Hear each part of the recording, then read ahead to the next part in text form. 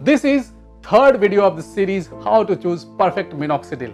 Here I will tell you the technique of choosing between minoxidil with finasteride and minoxidil without finasteride. Hi, I am Dr. Ashok Sinha, hair transplant surgeon and hair expert.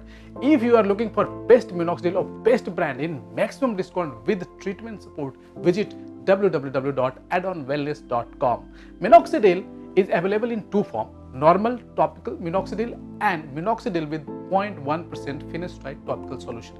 The technique to choose perfect minoxidil here is, when you are starting your treatment for first time, start with plain minoxidil with multivitamins.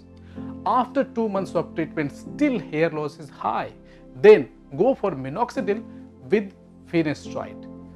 But again, if after 2 more months of use still hair loss is high or result is not satisfactory, choose plain minoxidil with tablet finasteride.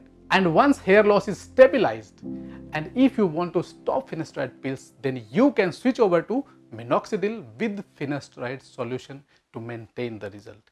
Hope the concept is clear. See you in next video with solution of confusion between solution, foam and gel.